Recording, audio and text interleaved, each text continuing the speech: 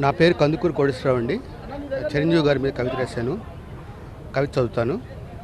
శ్రీ కొణిదెల వెంకట్రావు గారు, శ్రీమతి అంజనాదేవి గారుల చంటబ్బాయి మన మెగాస్టార్ ప్రాణం కలి చిత్రంతో సినీ వినీలాకాశంలో ఆరంగేట్రం చేసి తన నటనా సౌజన్యాన్ని పునాదురాలుగా పేర్చి ప్రేక్షక హృదయాల్లో రక్త సంబంధం ఏర్పరచుకున్న అభినయ హీరో ఈ గ్యాంగ్ లీడర్. రసజ్ఞ ప్రేక్షకుల హృదయ ప్రేమ తరంగాలు మంచు పల్లకీలో శుభలేఖలై తన అభినయ చాణక్యాన్ని శ్రీరస్తు సోమస్తు అనే పదాలతో ముచ్చటించి నటనకు నూతన భాష్యం చెప్పి నటనాల శిఖరమైన పల్లెటూరు మనగాడు.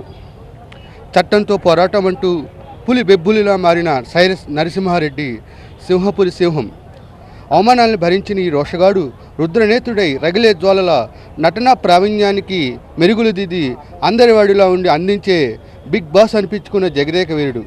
నిత్య సంఘర్షణుడై స్వయం కృషితో ముందుకేగిన చిత్రపురి ఆరాధనా చక్రవర్తి.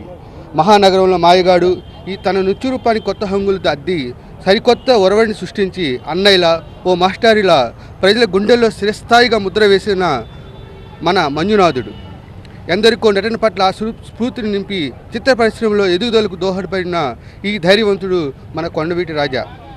చతురతకు అద్దం పెట్టే అత్తకు ఎముడు, అమ్మాయికి మొగుడు, ఘరాన మొగుడు, మెకానికల్ లాంటి చిత్రాలతో మెప్పించి తన నటనా చాతుర్యాన్ని చూడాలని ముందుగా నాలో మరుకోను అన్నారు ఈ టింగురంగడు. సమాజ సేవా తత్పరుడై ఠాగూర్ చిత్రంలో ప్రబోధించి కరోనా మరెన్నో విపత్తుల్లో ఆపద్బాంధుడై చిరంజీవి అనే పేరుకు సార్థకత తెచ్చి నిర్వచనమైనాడు ఈ బోలా శంకరుడు. విమర్శకుల గుండెల్లో అగ్నిగుండంలా మారి పరశురాముడై పరిపక్వమైన నట ప్రావీణ్యంతో చిత్ర యుద్ధభూమిలో ముగరాజుగా నిలిచిన త్రినేత్రుడు.